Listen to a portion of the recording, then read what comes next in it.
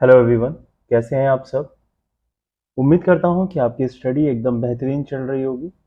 और कल जैसा कि हमने एक नया सेगमेंट स्टार्ट किया था, master in current affairs.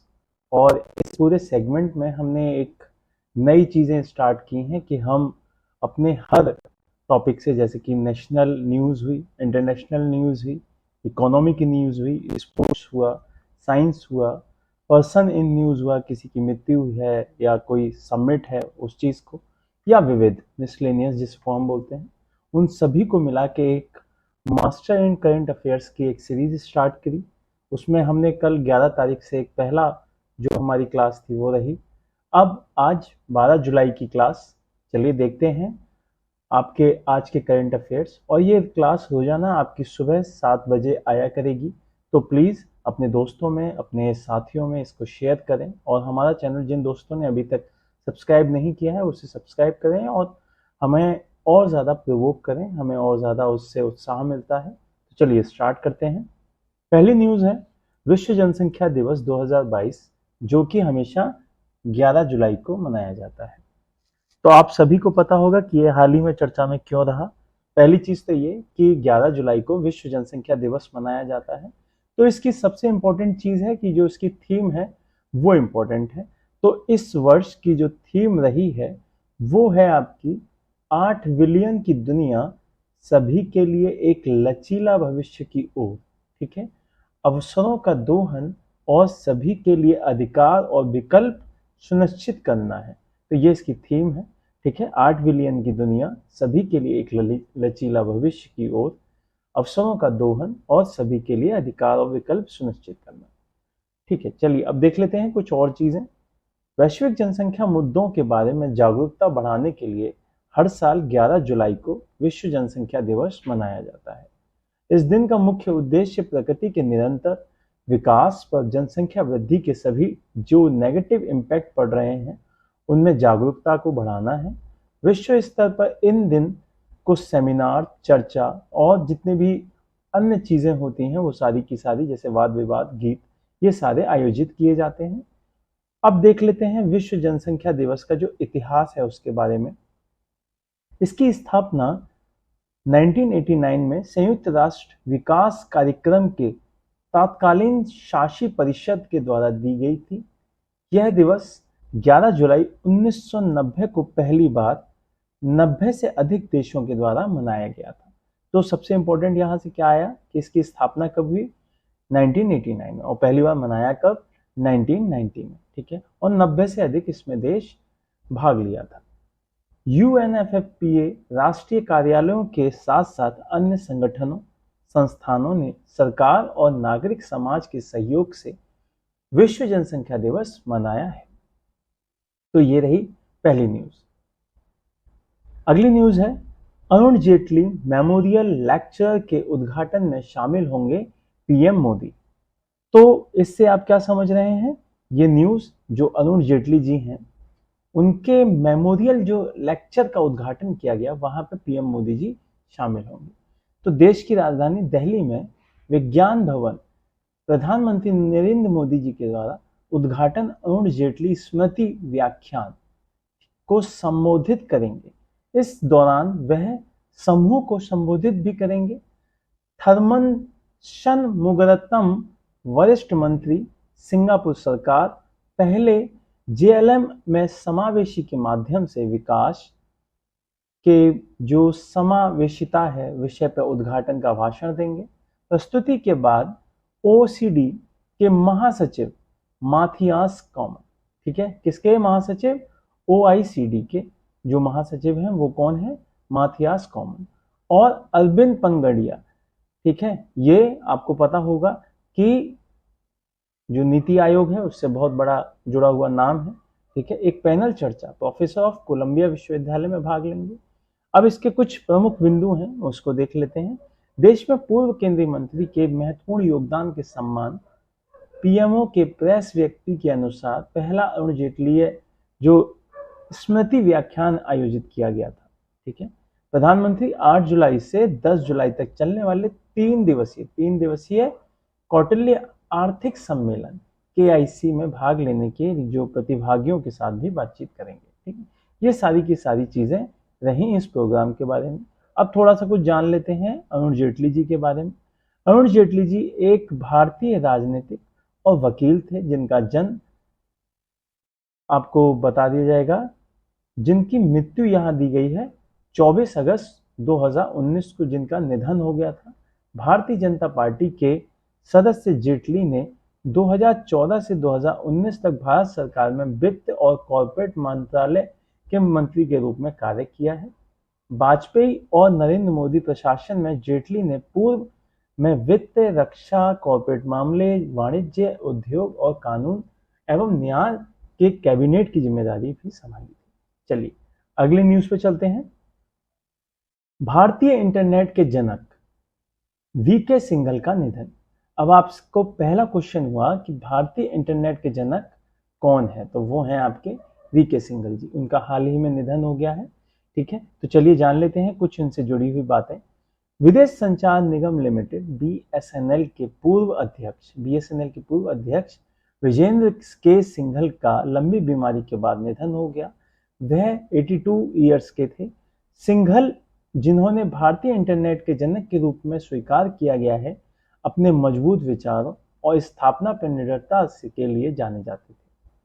BSNL के अध्यक्ष के रूप में नौकरशाही बाधाओं के माध्यम से आगे बढ़ने में और उनकी क्षमताओं को उन्हें अनौपचारिक रूप से बुलडोजर के रूप में भी जाना जाता है।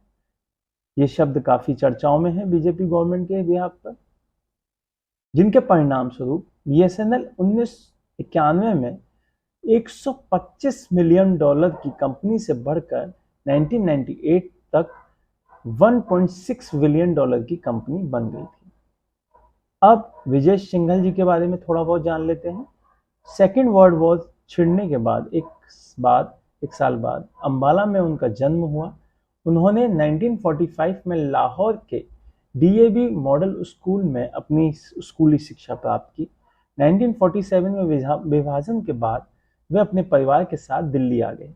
उन्होंने स्कूलों के दिनों में उन्हें क्रिकेट और टिकट संग्रह का शौक था। 1957 में उन्होंने भारतीय प्रौद्योगिकी संस्थान खड़गपुर में प्रवेश लिया, जहां से उनकी पढ़ाई हुई इलेक्ट्रॉनिक इंजीनियरिंग में। ठीक है, तो ये रहे VK सिंघल जी के बारे में जानकारी। और सबसे ज्यादा इंपॉर्टेंट जो यहाँ से क्वेश्चन था वो था भारतीय इंटरनेट के जनक कौन माने जाते हैं? VK सिंघल जी, जिनका हाल ही में निधन। चलिए अगले न्यूज पे चलते हैं। केंद्रीय मंत्री जितेंद्र सिंह सुरक्षित और सतत अंतरिक्ष पर्यावरण के लिए IS-4OM लॉन्च करेंगे। ठीक है, IS-4OM। ठीक है, अब ये क्या है, ये आपका ये देखना होगा हमें कि इसकी क्या फुल फॉर्म है। तो ISRO system for safe and sustainable space operation and management.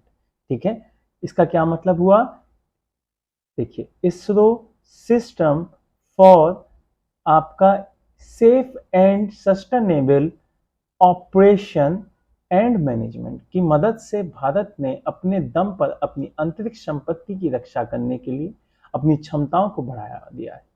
Shri S Somnath, जो कि क्या है, इसरो के अध्यक्ष हैं इस वक्त, अंतरिक्ष विभाग के सचिव और भारतीय अंतरिक्ष अनुसंधान संगठन के अध्यक्ष, पृथ्वी विज्ञान के विज्ञान और प्रौद्योगिकी मंत्री डॉक्टर जितेंद्र सिंह की उपस्थिति में आधिकारिक तौर पर IS-4OM लॉन्च करने वाले हैं। ठीक है, दूसरी चीज, इसके बारे में कुछ प्रमुख बिंदु को देख लेते हैं। IS-4OM प्रणाली को इसरो भारतीय अंतरिक्ष अनुसंधान संगठन के अनुसार एक व्यापक दृष्टिकोण के साथ विकसित किया गया था, ताकि राष्ट्रीय विकास के लिए अंतरिक्ष के सतत उपयोगों, लाभों का आनंद लेते हुए अंतरिक्ष पर्यावरण की सुरक्षा और स्थिरता को सुनिश्चित किया जा सके। इसके अतिरिक्त IS-4OM के हिस्से के रूप में अंतरिक्ष मलबे में कमी और सफाई के लिए विशेष प्रयोगशालाएं, संयुक्त राष्ट्र अंतरराष्ट्रीय एजेंसियां, अतिरिक्त मलबे समन्वय समिति की सिफारिशों का अनुपालन, सत्यापन और विविध अनुसंधान एवं विकास की गतिविधियों को स्थापना करने के लिए की गई। इसरो के द्वारा दिसंबर 2020 में भारत के अंतरिक्ष संपत्तियों की निगरानी, उनकी ट्रैकिंग और सुरक्षा के उद्देश्य के संचालन के लिए एक समर्पित नियंत्रण केंद्र भी खोला गया था। अब कुछ और बातें जान लेते हैं जो कि महत्वपूर्ण है अन्य परीक्षाओं के लिए। इसरो के अध्यक्ष श्री एस सोमनाथ, विज्ञान और प्रौद्योगिकी पृथ्वी विज्ञान मंत्री डॉक्टर जितेंद्र सिंह। ठीक है, ये दोनों नाम आपको याद रखने हैं। अगली न्यूज पे चलते हैं। यूनियन बैंक ने लॉन्च किया ओपन बैंकिंग सैंडबॉक्स और मेटावर्स वर्चुअल लाउंज। ठीक है, क्या लॉन्च किया है उन्होंने? ओपन बैंकिंग सैंडबॉक्स और मेटावर्स वर्चुअल लाउंज। ठीक है, अब और इसके बारे में जानकारी अगर हम देखें, यूनियन बैंक ऑफ इंडिया ने अपने उपभोक्ताओं के बैंकिंग अनुभवों को बढ़ाने के प्रयास में टेक महिंद्रा के सहयोग से, किसके सहयोग से? टेक महिंद्रा के सहयोग से मेटावर्स वर्चुअल लाउंज, यूनिवर्स और ओपन बैंकिंग सैंडबॉक्स वातावरण पेश किया है। शुरुआत में बैंक में जमा राशि, ऋण, सरकारी सहायता कार्यक्रम, डिजिटल पहल आदि पर फिल्में और जानकारी यूनिवर्स के द्वारा होस्ट की जाएगी। इसके द्वारा ग्राहकों को एक विशेष बैंकिंग अनुभव प्राप्त होगा। इसके कुछ प्रमुख बिंदु हैं, उनको देख लेते हैं। रिपोर्ट्स के मुताबिक अगर बैंक अपने बैंकिंग सैंडबॉक्स वातावरण के तहत अत्याधुनिक बैंकिंग उत्पादों को विकसित करने के लिए फिनटेक और स्टार्टअप के साथ काम करेगा। ठीक है, यूनियन बैंक ऑफ इंडिया के बारे में अगर हम कुछ बात करें तो उसको देख लेते हैं। बैंक वर्तमान में 9500 से अधिक घरेलू शाखाओं के नेटवर्क के माध्यम से 13,300 से अधिक एटीएम और 75,000 से अधिक कर्मचारियों के 11,700 बीसी अंक के साथ 120 मिलियन से अधिक ग्राहकों को सेवा प्रदान करता है। ये डाटा आपको इतना ज्यादा याद नहीं रखना है। कुछ बातें और हैं। Bank Sydney Australia, Dubai international financial centre UAE, Hong Kong में 33 विदेशी शाखाएं भी रखता है। ये चीजें आपको याद रखनी चाहिए कि विदेश में ये कहाँ कहाँ पे इसकी ब्रांच है। सिडनी में है, दुबई में है और हांगकांग में 3 जगह इनकी विदेशी ब्रांच है। साथ ही अबू धाबी में एक प्रतिनिधि कार्यालय, लंदन में एक बैंकिंग सहायता और मलेशिया में एक बैंकिंग संयुक्त उद्गम, 3 पैरा बैंकिंग सहायता है और 3 संयुक्त उद्गम। ठीक है, चलिए अगली न्यूज पर चलते हैं। भारत के राष्ट्रपति माई होम इंडिया द्वारा आयोजित युवा सम्मेलन में शामिल हुए। नई दिल्ली में एक माई होम इंडिया द्वारा आयोजित युवा सम्मेलन हो रहा है। उसमें भारत के राष्ट्रपति श्री रामनाथ कोविंद जी ने भाग लिया। राष्ट्रपति ने कार्यक्रम में बोलते हुए कहा कि युवा देश का वर्तमान और भविष्य दोनों ही है। किसी राष्ट्र को ऊपर उठाने पर उनके कौशल का एक अलग प्रभाव पड़ता है, इसलिए यह निष्कर्ष निकाला उचित है कि आज का युवा कल का इतिहास लिखेगा। राष्ट्रपति के अनुसार भारत में दुनिया का कहीं और तुलना में अधिक किशोर और युवा हैं। जनसांख्यिकीय विभाजन के रूप में जानी जाने वाली यह घटना हमारे राष्ट्र के लिए एक अवसर प्रस्तुत कर सकती है। ठीक है, अब कुछ प्रमुख बिंदु हैं, उनको देख लेते हैं। राष्ट्रपति ने कहा कि भारत में 29 जून 2022 तक 103 यूनिकॉर्न की स्थापना की गई है, जिसका कुल मूल्यांकन $336 बिलियन से भी अधिक है। ठीक है, चलिए और कुछ बातें अगर हम माई होम इंडिया के बारे में देखें तो उसको जान लेते हैं। माई होम इंडिया अपनी कई परियोजनाओं के माध्यम से देश के भीतर एकजुटता और अखंडता को बढ़ावा दे रहा है। युवा सभा युवाओं को राष्ट्रवाद के बारे में शिक्षित करने के लिए उसका एक प्रयास है। माई होम इंडिया ने वन इंडिया और कर्मयोगी जैसे पुरस्कारों की स्थापना भी की है। उन्होंने एक व्यापक सामाजिक कार्य के रूप में उल्लेखनीय कार्य किया है और यह एक एनजीओ के रूप में शामिल है। ठीक है, तो ये रही पूरी जानकारी माई होम इंडिया के लिए। अगली न्यूज है, कॉफी बोर्ड जलवायु प्रतिरोध किस्मों को विकसित करने के लिए इसरो के सहयोग करेगा। कौन? कॉफी बोर्ड, जो कि किसके साथ सहयोग करेगा? इसरो के साथ। काफी इंपॉर्टेंट क्वेश्चन है, चलिए जान लेते हैं इसके बारे में। राज्य के द्वारा संचालित कॉफी बोर्ड नई किस्मों को विकसित करने पर ध्यान केंद्रित करने की योजना बना रहा है, जो बदलते जलवायु पैटर्न के लिए प्रतिरोधी रहेंगे। कॉफी बोर्ड और भारतीय अंतरिक्ष अनुसंधान केंद्र, जो कि इसरो के बीच में एक समझौता ज्ञापन MOU पर हस्ताक्षर किए गए हैं, जिसमें जलवायु लचीला किस्मों के प्रजनन और कॉफी में कार्बन पृथक्करण क्षमता का आकलन करने के संबंध में हस्ताक्षर किए गए थे। केंद्रीय कॉफी अनुसंधान संस्थान कर्नाटक के चिक्कमगलूर जिले में स्थित है। आपको यहां से याद ध्यान रखना है, केंद्रीय कॉफी अनुसंधान कहां पे है? कर्नाटक के चिक्कमगलूर। ठीक है। पादप प्रजनन, कृषि विज्ञान, कृषि रसायन विज्ञान, मृदा विज्ञान, पादप शरीर, इन सभी चीजों के बारे में इसकी जानकारी प्रस्तुत करता है। हाल के वर्षों में देश में काफी उत्पादनों के बदलते जलवायु पैटर्न का खामियाजा भुगतना पड़ा है। उत्पादकों को प्रभावित करने वाली चरम मौसम की घटनाओं की संख्या, जैसे कम अवधि की अत्यधिक बारिश या कम जो बारिश है वो कभी बढ़ जाती है, कभी कम हो जाती है, तो उस चीज से भी काफी इम्पैक्ट पड़ा है। अब सभी परीक्षाओं के लिए कुछ इंपॉर्टेंट पॉइंट्स हैं, उनको देख लेते हैं। इसरो की स्थापना 15 अगस्त 1969 में। इसरो का मुख्यालय बेंगलुरु में। इसरो के अध्यक्ष एस सोमनाथ। ठीक है। और केंद्रीय कॉफी अनुसंधान संस्थान कर्नाटक के चिक्कमगलूर में। ठीक है। चलिए अगली न्यूज पर चलते हैं। पश्चिम बंगाल के दुर्गापुर और वर्धमान में इंटरनेट एक्सचेंज पॉइंट मिले। कहां कहां पे मिले हैं? दुर्गापुर और वर्धमान में क्या मिले हैं? Internet exchange point. ठीक, अब देख लेते हैं इसके बारे में क्या है, पॉइंट है, क्या चीजें हैं ये। राजीव चंद्रशेखर इलेक्ट्रॉनिक एवं सूचना प्रौद्योगिकी, कौशल विकास और उद्यमिता राज्य मंत्री, भारत सरकार ने वर्धमान दुर्गापुर लोकसभा के लिए सांसद एस अहलूवालिया की उपस्थिति में प्रत्येक भारतीय को जोड़ने के लिए प्रधानमंत्री नरेंद्र मोदी की डिजिटल इंडिया विजन को ध्यान में रखते हुए दुर्गापुर और वर्धमान में निक्सी के 2 नए इंटरनेट एक्सचेंज पॉइंट का उद्घाटन किया। किसके?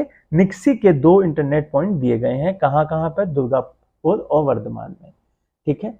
यह इलेक्ट्रॉनिक्स एवं सूचना प्रौद्योगिकी मंत्रालय की 1000 दिवसीय योजना के तहत स्टार्ट किया गया। अब कुछ प्रमुख बिंदुओं को देख लेते हैं। भारत का राष्ट्रीय इंटरनेट एक्सचेंज कोलकाता राज्य में पहले इंटरनेट एक्सचेंज का प्रबंधन भी करता है। दुर्गापुर और वर्धमान में 2 नए इंटरनेट एक्सचेंज पॉइंट खुलने के साथ यह वर्तमान में पूरे राज्य में अपनी उपस्थिति बढ़ा सकता है। अब कुछ बातें जान लेते हैं आपके निक्सी के बारे में। निक्सी का इरादा पूरे इंटरनेट पारिस्थितिकी तंत्र को बढ़ाने के लिए जल्द ही टीयर 2 और टीयर 3 शहरों में ऐसे इंटरनेट एक्सचेंज की स्थापना करने का है और इंटरनेट उपयोग जो करता है उनकी कम कीमतों पर बढ़ी हुई गति के साथ इसकी पहुंच प्रदान करना है। निक्सी सभी आईएसपी जो अपने किसी नोड पर पियरिंग स्थापित करने के लिए घरेलू इंटरनेट पारिस्थितिकी तंत्र की सहायता के लिए एक निमंत्रण देता है। ठीक है, तो चलिए ये देख लेते हैं। ये रही ये न्यूज। अगली न्यूज पे चलते हैं और आज की ये लास्ट न्यूज है जो कि स्पोर्ट्स से है। विंबलडन जो 2022 का जो गेम रहे अभी विंबलडन, तो उसमें कौन जीता है? उसको जीत लिया है नोवाक जोकोविच ने। ठीक है, और ये इनका कौन सा खिताब है? ये इनका 7वां खिताब है। आप सभी को पता होगा कि सर्बिया के जो नोवाक जोकोविच हैं, उन्होंने निक क्रिगियोस पर 4 सेट की जीत के साथ 7वां विंबलडन पुरुष खिताब जीत लिया है और 21वां ग्रैंड स्लैम अपने नाम कर लिया है। क्रिगियोस ने अपने पहले मेजर फाइनल में अधिक अनुभवी जो उनके प्रतिद्वंदी थे उनको चुनौती देने के लिए अपना सर्वश्रेष्ठ दिया, लेकिन वह केवल 1 सेट ले सके और इसमें जोकोविच को 14वें जो 21वां मेजर ताज है उसको उनके सिर पर रख दिया गया। ठीक है, तो यहाँ से क्वेश्चन उठा कि जो विंबलडन 2022 है वो किसने जीता है पुरुष में? वो जीता है आपके नोवाक जोकोविच ने। अब महिला की बात कर लेते हैं तो कजाकिस्तान की एलिना रिवाकीना ने ट्यूनीशिया की ट्यूनीशिया की तीसरी वरीयता प्राप्त ओंस जोवर को 3-6, 6-2, 6-2 के सेट से हराकर अपने नाम किया ये खिताब। ठीक है, तो यहां से महिला आपके सामने आ गई और यहां से पुरुष आपके सामने आ गए। आप सभी को पता है कि अगर ये हमारा वर्ड है, अगर इसको देखा जाए, ठीक है, और ये हमारा, ठीक है, तो ये सबसे पहला रहता है ऑस्ट्रेलियन ओपन।